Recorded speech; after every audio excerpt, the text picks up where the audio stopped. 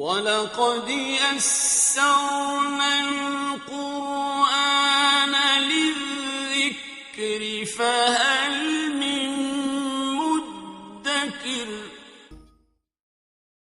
من الشیطان الرجیم بسم اللہ الرحمن الرحیم حامیم والکتاب المبین انا جعلناہ قرآنا عربیا لعلکم تعقلون وَإِنَّهُ فِي الْكِتَابِ لَدَيْنَا لَعَلِيٌّ حَكِيمٌ وقال تبارك وتعالى كما ورد في سورة الواقعة إِنَّهُ لَقُرْآنٌ كَرِيمٌ فِي كِتَابٍ مَّكْنُونٍ لَا يَمُسُّهُ إِلَّا الْمُطَهَّرُونَ تَنزِيلٌ مِّن رَّبِّ الْعَالَمِينَ وقال عز وجل كما ورد في سورة القيامة لا تحرك به لسانك لتعجل به إن علينا جمعه وقرآنه فإذا قرأناه فاتبع قرآنه ثم إن علينا بيانه صدق الله العظيم رب اشرح لي صدري ويسر لي أمري واحلل عقدة من لساني يفقهوا قولي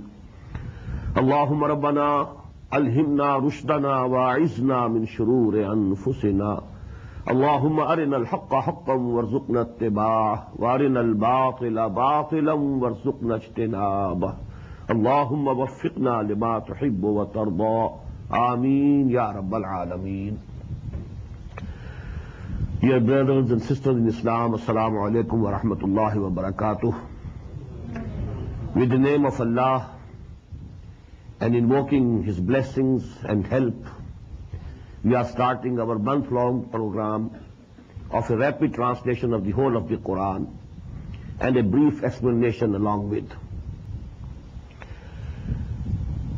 About Quran, first of all, we all believe that Quran is the word of Allah. Al-Quranu Kalamullah. It's the speech of Allah, word of Allah, and it is protected and preserved. Its protection and preservation is guaranteed by Allah Himself. Number two, the real and original Quran is with Allah. What we have in our hands is, so to say, the attested copy of that real Quran. That real Quran is in Lawh Mahfuz. بل هو قرآن مجید فی لوح محفوظ. At another place, as I have recited the ayat from Surah Al-Waqi'ah, فی کتاب مکنون, the hidden book. This is Quran Kareem, and it is in the hidden book. فی کتاب مکنون لا یمسہ الا المطہرون. And from there it was sent down to Muhammad sallallahu alayhi wa sallam. So actually the real Quran is there. That is why I have recited the first 4 ayat of Surah Al-Zukhruf, Hamim wal Kitab al-Mubin. By this book, which is very clear, it is expressive of all its meanings. Inna ja'alnahu Qur'anan Arabiyyan la'allakum ta'qilun.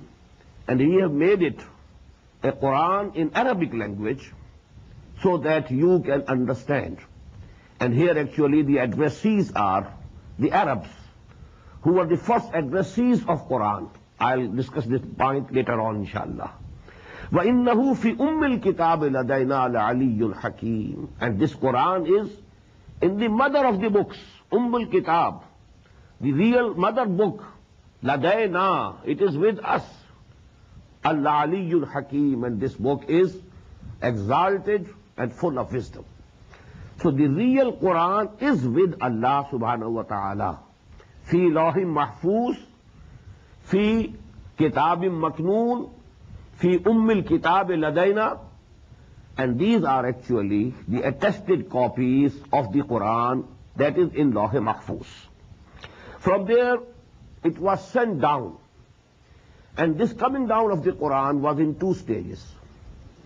Number 1, in one night, round about the year 610 of the Christian era, one night of the month of Ramadan, that is Laylatul Qadr, the whole of the Quran from the Lawh Mahfuz and from the Kitab, as I've told you, it was sent down to the first heaven.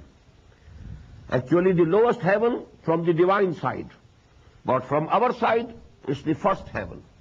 The whole of this Quran was sent in that night, Laylatul Qadr. Inna anzalnahu fi Laylatul Qadr.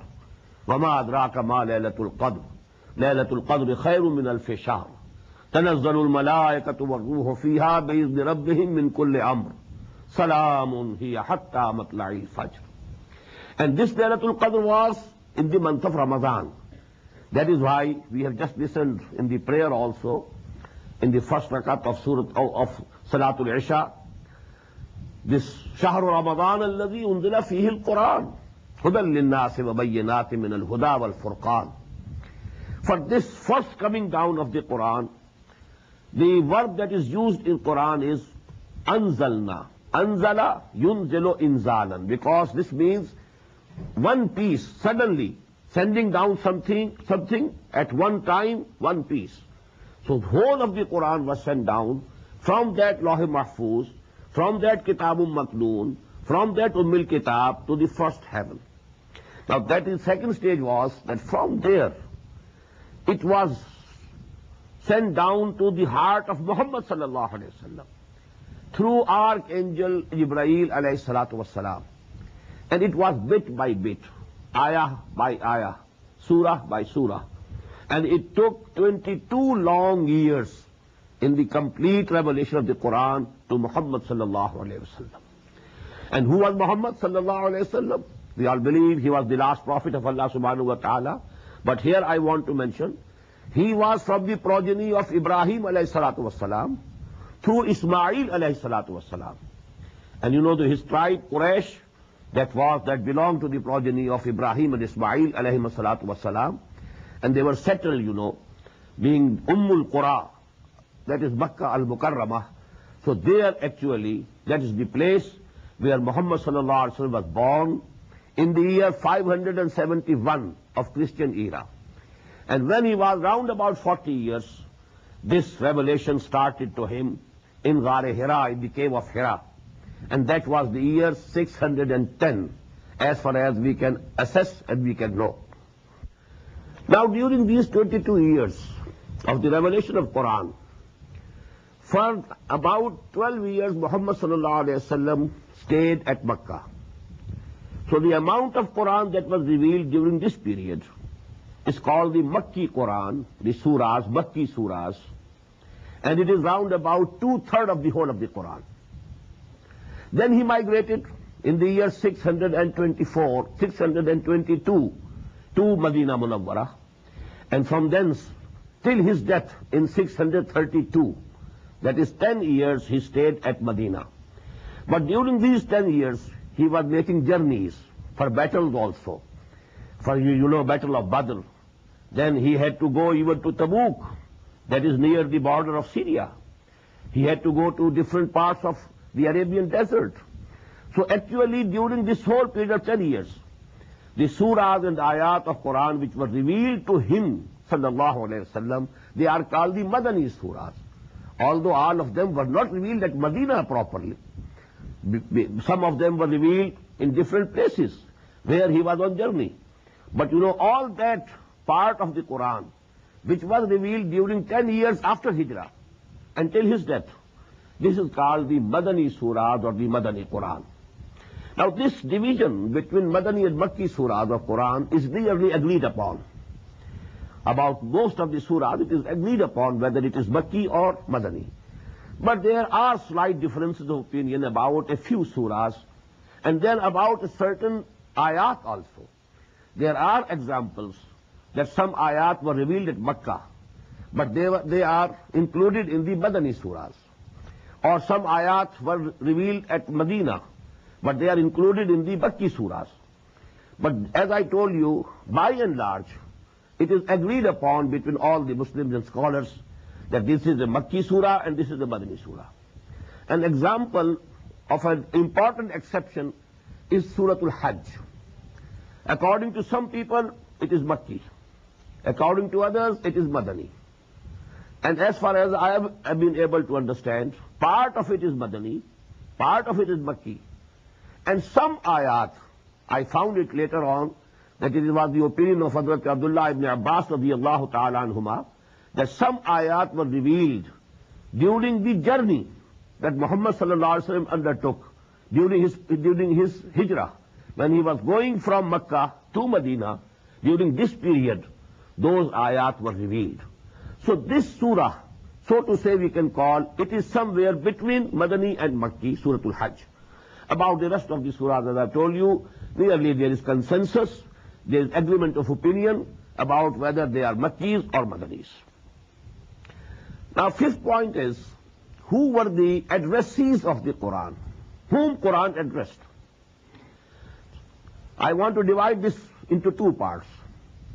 The first and foremost addressees of the Quran, they were the pagan Arabs, who were the progeny of Ibrahim and Ismail alayhi salatu wassalam. And Quran gives them the title of Ummiyin, because they didn't have any book. There was no prophet sent to this progeny of Ibrahim after Ismail alayhi salatu wassalam. So these people, you know, they were unlettered one. They had no education, they had no book, no law, no traditions. So they were called Ummiyin. هو الذي بعث في الأميين رسولا منهم يتلو عليهم آياته ويزكيهم ويعلمهم الكتاب والحكمة. But secondly, the addressees of the Quran were the Jews and the Christians. So to say, they were the former Muslim Ummah. They were the Ummah of Hazrat Musa alayhi salatu wasalam. They were people of the book. All of them believed in Torah. And the Jews, you know, although they didn't believe in Injil, but they did believe in Torah, in the Old Testament, and all the scriptures of the prophets. So actually they are called Ahlul Kitab, people of the book, and they have been addressed to in the Quran directly, and they were also the direct addressees of the Quran, because many Jews were there in the Arabian Peninsula, and then you know Christians were also present in the Arabian Peninsula. To these people, Quran addresses primarily. But secondarily, whole of humanity is the addressee of the Quran. All the people, all human beings who were present in this world at the time of Muhammad sallallahu alaihi wasallam, Quran addressed them also, Ya ayyuhan nas, O people at large, O Ya bani Adam, O progeny of Adam. So actually the whole of humanity was being addressed. And not only those people who were present at the time of the advent of Muhammad sallallahu alaihi wasallam, but also all human beings who had to come to this world till the end of this world, till the doomsday. But they are being addressed, and they are the addressees. We may say they are by proxy. To them this message has to be given and communicated by the Ummah of Muhammad sallallahu alaihi wasallam. But the direct, you know, approach of Muhammad sallallahu alaihi wasallam, he addressed directly himself the pagan Arabs of the Arabian Peninsula and the Jews and the Christians of his time. The rest of the humanity, actually this mission was entrusted to the Ummah of the Muslim, of Muhammad sallallahu alaihi wasallam, that now it's the own duty to preach and convey and communicate this message of Allah subhanahu wa ta'ala to each and every human being till the end of this world. Therefore, the most important point which I want to make is that when we ponder over Quran and we try to understand it, we should have two levels of understanding of each and every ayah. First of all, we have to keep the ayat or the surahs in the context, the historical context, when they were revealed, to whom they were revealed, who were the first addressees of the Quran, to whom Quran was talking primarily, what were their ideas, what were their beliefs, what were their customs, what were their rituals. Everything has to be in the context, geo-historical context. That we call, in the term of the exegesis of the Quran, ta'wilul khas, with the special, perspective of the time when they were revealed, people who were being directly addressed. If we place the ayah or the surah in that context, and then we try to understand what was the meaning of this ayah of surah, which the people understood at that time, at that particular moment in history. And secondly, because this Quran is meant for the whole of humanity, for all times to come. It was not sent only for the Arabs. It was not sent only for the Christians or the Jews of the times of Muhammad sallallahu alaihi wasallam, but the whole humanity. So actually we have to understand the Quran secondarily in a generalized way. That is called the Ta'wilul Aam. Look to the words, what they mean, and just don't keep them bound with the background, historical background. Take it away from that background. And as such, you think over them, ponder over them, dive deep into their meanings, and try to generally infer from it the total and the final and the eternal guidance that Allah subhanahu wa ta'ala has provided for the humanity at large. Now lastly, the sequence of Quranic surahs in the Mus'haf that we read and recite, and the sequence in which it was revealed, these two are absolutely different. The sequence of revelation and the sequence of the Mus'haf, the book that we have, these two sequences are absolutely different. And as we know, the Makki surahs, basic principle is that they were revealed at Makkah. They were revealed earlier than the Madani surahs. But we find in the Quran, in Mus'haf, that the four Madani surahs, they are in the very beginning of the Mus'haf. Suratul Baqarah, Suratul Al Imran, Suratul Nisa, Suratul Ma'idah. Four longest Madani surahs are in the beginning of the Quran, although we know they were revealed after 12 years from the beginning of the Wahi. So the sequence of Mus'haf and sequence of revelation, they are different.